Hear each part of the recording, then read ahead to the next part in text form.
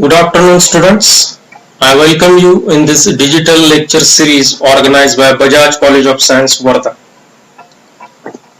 I am Mayur Ganesh Ingade, working as an assistant professor in the Department of Microbiology, Bajaj College of Science, Wardha.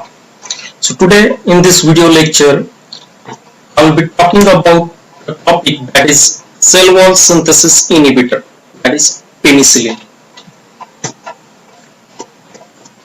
So these are the contents of my topic, that is concept of antibiotics, introduction to penicillin, brief discussion on peptidoglycan biosynthesis, and finally the mechanism of action of penicillin. So let's begin with the concept of antibiotic. Antibiotic, we break this term into two words, that is anti and bio. The anti means against and the bio means life. The word antibiotic literally means against the life or life killing. So this word can be defined as the substance produced by one microorganism which inhibits the growth of other microorganism in the vicinity. So as we know that there are many microorganisms that living in the soil, they share the same habitat, and as a result, due to competition for nutrients, many microorganisms, many bacteria, fungi, they secrete several substances, and these substances can be inhibitory to the other microorganisms that are present in the same habitat. So it's the substance secreted by one microorganism which can inhibit the growth of other microorganisms in the vicinity. So antibiotics, they can be naturally produced by microorganisms, and also they can be produced synthetically by using chemical synthesis. So antibiotics, they possesses a property of selective toxicity. That is, an ideal antibiotic should be toxic for the pathogen, but it should not be toxic for the host. So this property of selective toxicity, it is very important. So as we know that the antibiotics, they can inhibit or they can kill the growth of the bacteria. So there are different targets or the regions that are present within the bacterial cells. They can be attacked by the different antibiotics. So this diagram explains about the different targets of the antibiotic that can be attacked. So here we can see a bacterial cell having in its cytoplasm DNA, ribosomes, a transcription machinery, a translation machinery, and also it is surrounded by cytoplasmic membrane and then surrounded by the cell wall. So these are the different targets or the regions that can be attacked by the different antibiotics. For example, the cell wall can be attacked by penicillin, cephalosporins. Cytoplasmic membrane, it can be attacked by polymyxins. DNA synthesis machinery can be attacked by the quinolones antibiotics, for example nalidixic acid. Then translation machinery can be attacked by chloramphenicol, tetracycline or streptomycin. So these are the several different types of the targets that are present in one bacterial cell. So by using specific antibiotic, we can kill the bacteria by targeting the specific region or the specific component of the bacterial cell. So now my topic of discussion is one of the target of the bacterial cell, that is cell wall synthesis. Cell wall synthesis inhibitors, and here I will discuss how penicillin inhibits the biosynthesis of peptidoglycan or the biosynthesis of cell wall. So the group of antibiotic which is very well known for its action or its activity against the bacterial cell wall, it is beta-lactam antibiotics. Beta-lactam antibiotics are the most widely produced and used antibacterial drugs in the world ever since their initial clinical trials in 1940. These beta-lactam antibiotics, they are divided into several types based on their structure, based on their function, and are often named by their origin. But the most common thing in all the types of beta-lactam antibiotics is that the presence of a common beta-lactam ring structure. So this is the most important feature of this class of antibiotics, the presence of beta-lactam ring structure. For example, the examples of beta-lactam antibiotics are penicillin, cephalosporin and amoxicillin. So here, this is the structure of the beta-lactam antibiotics. This is the structure of cephalosporin. This is the structure of penicillin. In both the antibiotics, a common beta-lactam ring is present. In this beta-lactam ring, the nitrogen is attached to the beta carbon relative to the carbonyl ring, and hence the name beta-lactam ring is given. So in all these antibiotics, this ring is common. So as far as the history of this antibiotic is concerned, we know that the discovery of Alexander Fleming, he discovers the antibiotic penicillin in 1928. He obtained this penicillin from the mold Penicillium notatum, and he found that this penicillin antibiotic could inhibit the growth of Staphylococcus bacteria.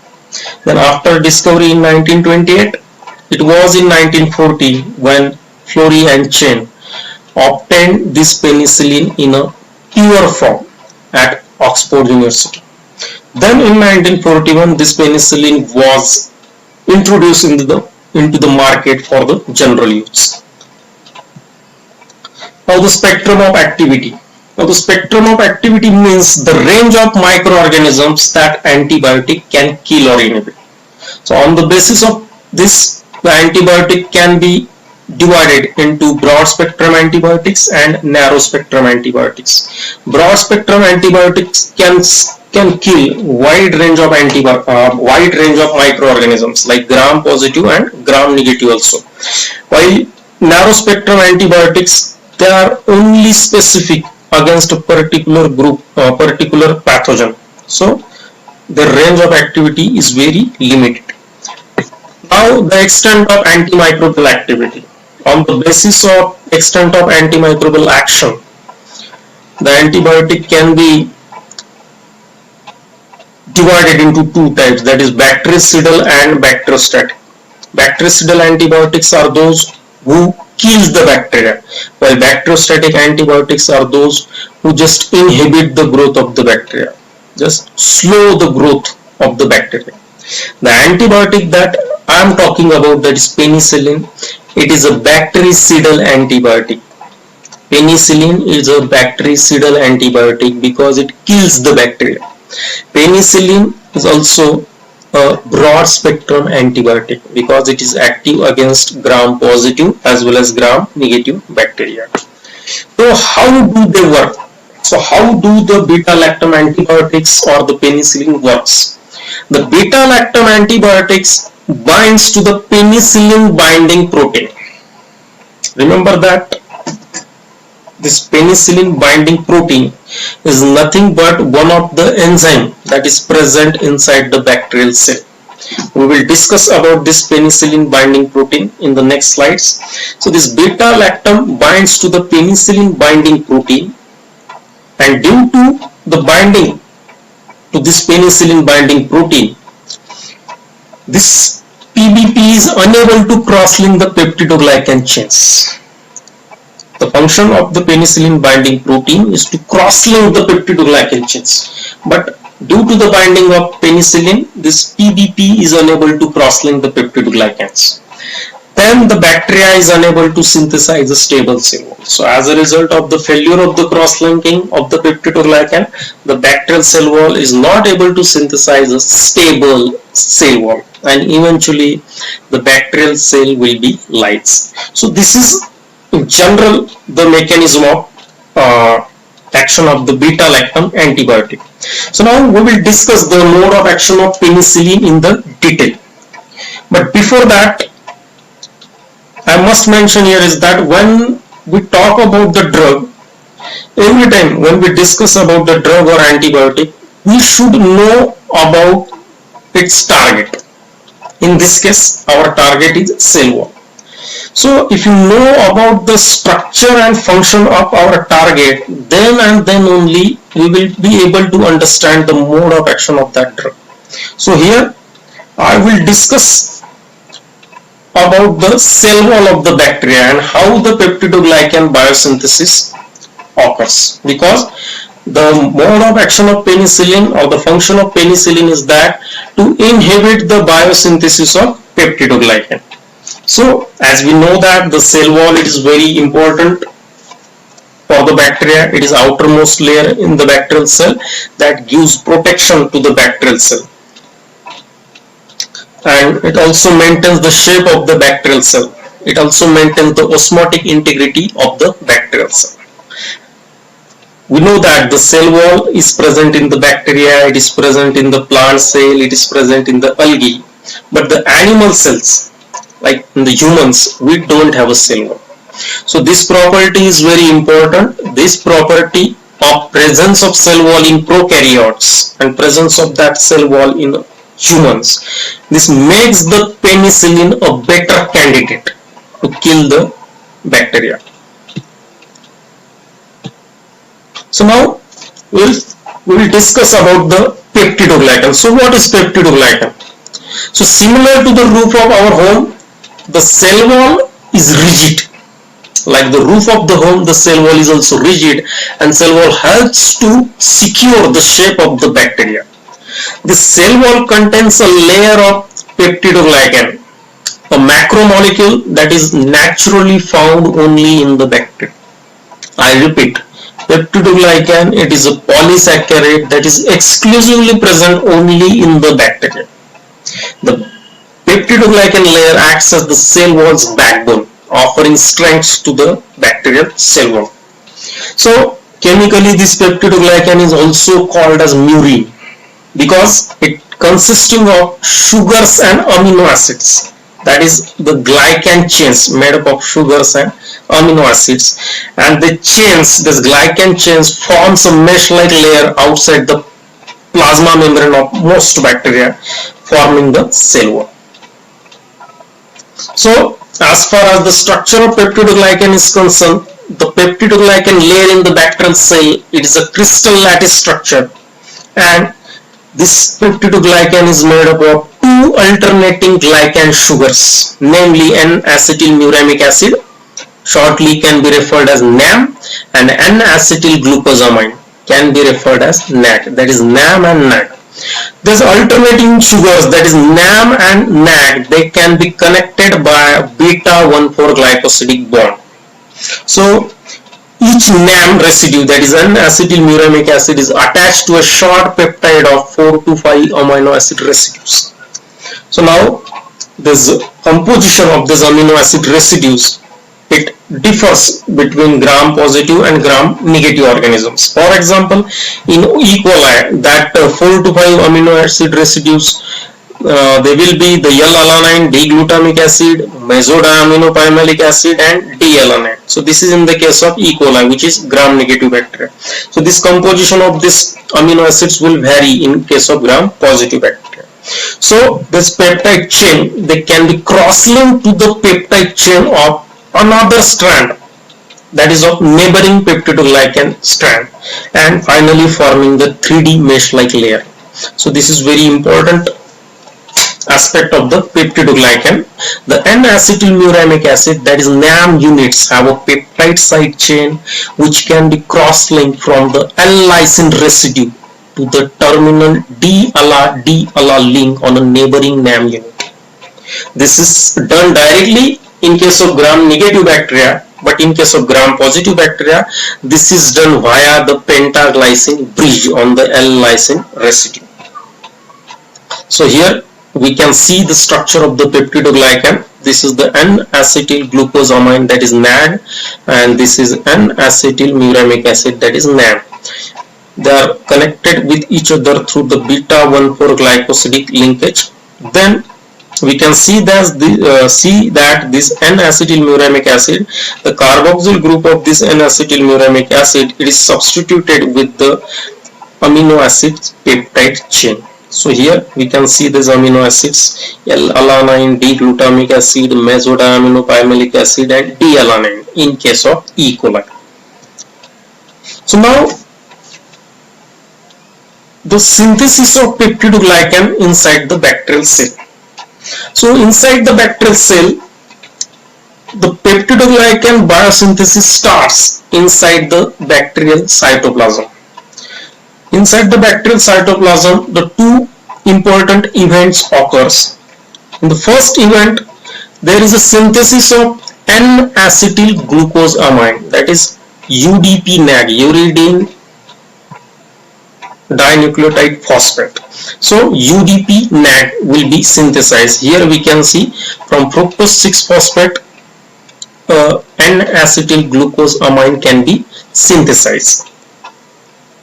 Then in the second event within the cytoplasm of the bacterial cell, from this UDP-NAG, UDP-NAM can be synthesized. That is, N-acetyl glucosamine acts as a precursor for the synthesis of N-acetyl muramic acid. Then the last step within the cytoplasm is that addition of amino acids over the N-acetyl muramic acid. So amino acids are added one at a time sequentially over this UDP-NAM, and finally it will generate the UDP-NAM pentapeptide. Okay, so it will generate the UDP-NAM pentapeptide. So within the cytosol now, NAG and NAM pentapeptide, they are synthesized. So the NAG and NAM pentapeptide from the cytosol, now they can be transported through the cytoplasmic membrane within the cell wall region by using a lipid carrier molecule known as bactoprenol. Here we can see that this is a lipid carrier molecule, bactoprenol, it is present. So this bactoprenol transports the N-acetyl glucosamine and N-acetyl muramic acids within the cell wall region. So after the transportation of this NAG-NAM pentapeptide within the cell wall region, this NAM-NAG pentapeptide, it will be attached to the growing end of the peptidoglycan chain. Remember that in the life of the bacteria within the cell wall region, there is always the old layer of peptidoglycan is present. You will always find a pre-existing peptidoglycan layer present within the cell wall region. So that pre-existing peptidoglycan layer, now here it can act as a template, so on which the newly synthesized layer can be added and they can be cross-linked. So this step, here the newly synthesized NAG and NAM pentapeptide, it will be attached to the growing end of the peptidoglycan chain. So it will result in increasing the chain length by one repeat unit. So in the next step, this is the most important step of the peptidoglycan, that is the cross-linking between peptidoglycan chains.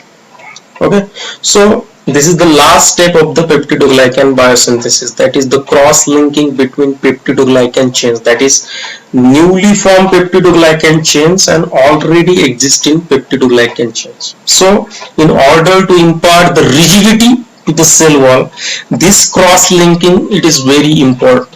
So this step is known as the cross-linking of the peptidoglycan, and this step of this function of cross-linking is performed by a particular enzyme that is present in the bacterial plasma membrane, and this enzyme is the transpeptidase. So the function of this transpeptidase enzyme is to carry out the cross-linking of the peptidoglycan chains. So this transpeptidase enzyme is also known as the penicillin binding protein. Remember that we have talked about earlier about this penicillin binding protein. So this penicillin binding protein is nothing but the transpeptidase enzyme that is present inside the bacterial cell. So the important function of this transpeptidase enzyme is that it recognizes the D-alanine residues over the NAM peptide side chain. Okay, so its function is to recognize this D-alanine sequence, and by using this D-alanine sequence, it cross-link this NAM peptide with the already existing peptide. So how transpeptidase functions, we can see that this transpeptidase Here we can see this is the newly synthesized NAM-NAC peptide, and this is the already existing NAM-NAC peptide. So what transpeptidase do is that it recognizes the terminal D-alanine residues. So here we can see the D-alanine residue, it is linked with the diaminopalmitic acid of this already existing peptidoglycan. So this transpeptidase chops one D-alanine residue. Here we can see the one terminal D-alanine residue is not present here. So it recognizes the active site of the transpeptidase can bind to the D-alanine residue. It chops or cleaves the one D-alanine residue. Now due to the cleaving of that one D-alanine residue, the energy is released, and this energy will be now used to form the bridge between this D-alanine residue and this DAP of the neighboring NAM-NAC peptide. So this reaction is called as the transpeptidation reaction. That is the formation of the bond, that is peptide bond, formation of the bond between two amino acids. So this step is very crucial. It is called as the transpeptidation reaction, and it is carried out by the transpeptidase enzyme. So here this is in this reaction, in this case of it is E. coli, that is gram negative bacteria.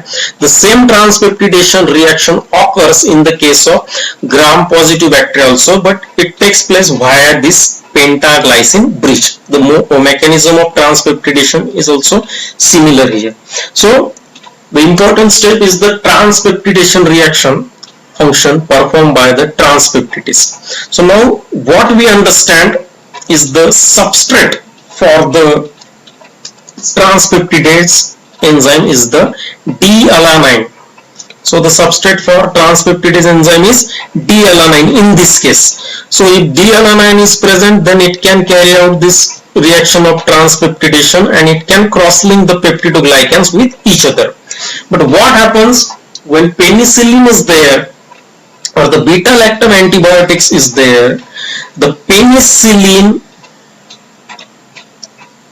acts as an analog of this D-alanine residue. This is very important fact. The penicillin acts as an analog of this D-alanine residue, and as a result it acts as a competitive inhibitor of this transpeptidase enzyme. Okay, analog means the substance which structurally similar with the another substance, that is the penicillin mimics the structure of D-alanine. So due to this mimicry of the structure, instead of binding to the D-alanine, the transpeptidase enzyme binds with the penicillin.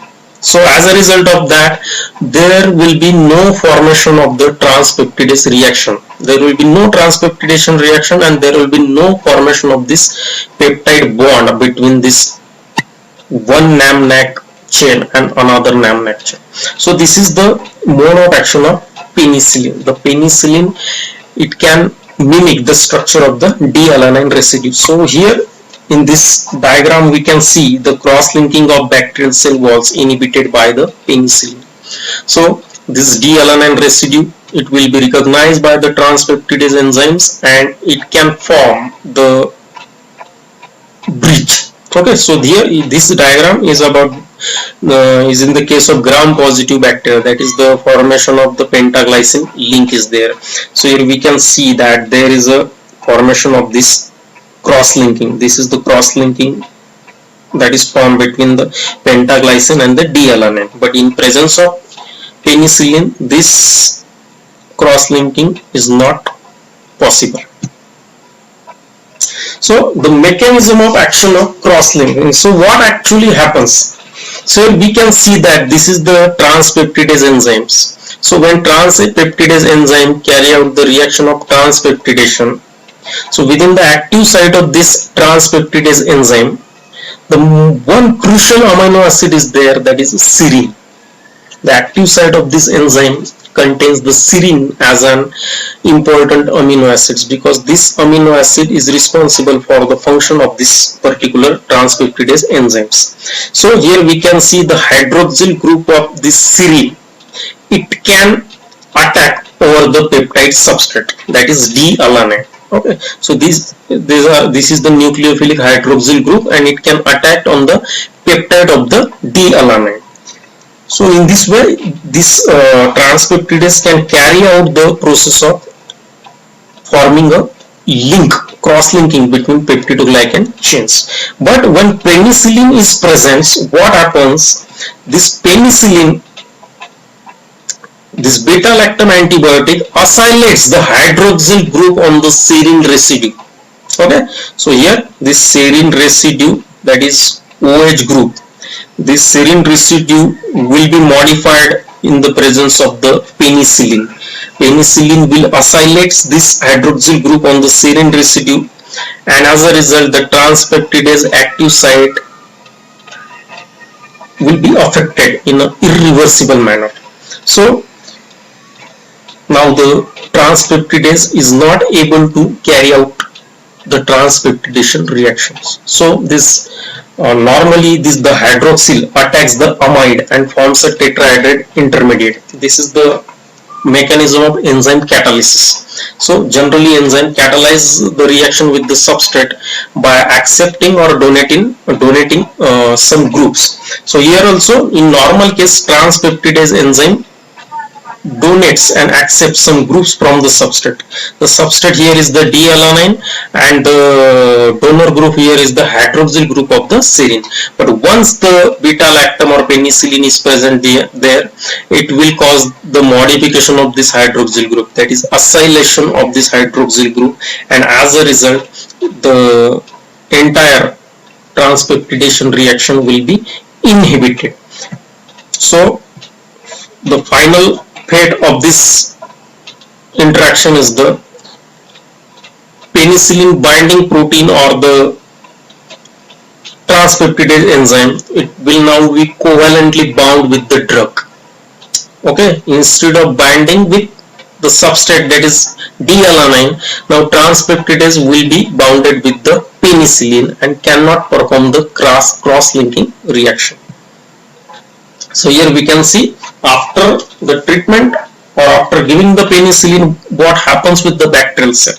Here we can see that a normal bacterial cell, which is having a characteristic shape, after the treatment of penicillin, the bacterial cell can become ruptured. So this rupturing is due to the failure of cross-linking of the peptidoglycan chains.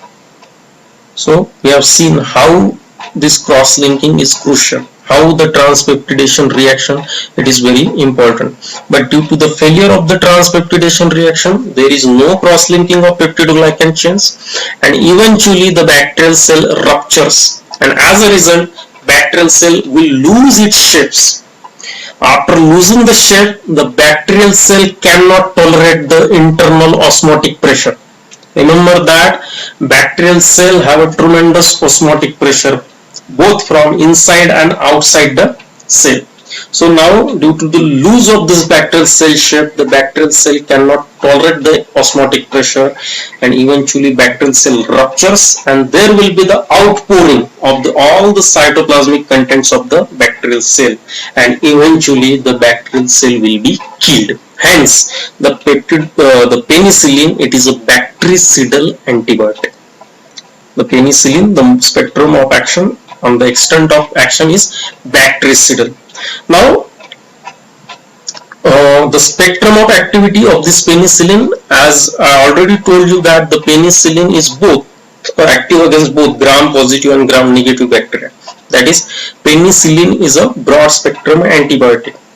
But we should know the difference between gram-positive and gram-positive bacteria.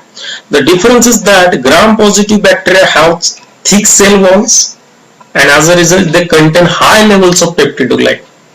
While in case of gram-negative bacteria, they have thinner cell wall with low levels of peptidoglycan. So the target of the penicillin is peptidoglycan. As a result, the penicillin is more effective against gram-positive bacteria because the peptidoglycan amount is higher in case of gram-positive bacteria. So as compared to gram-negative bacteria, penicillin will be more active. It will be more dangerous to the gram-positive bacteria as compared to the gram-negative. Okay, so it is active against both the bacteria, but gram-positive bacteria, they are most vulnerable to the attack of penicillin. So this is all about the mode of action of penicillin. This is all about the inhibitor of the cell wall biosynthesis. I hope this video will help you to understand the exact mode of action of penicillin, how penicillin effectively kills the bacteria. So that's all. Thank you.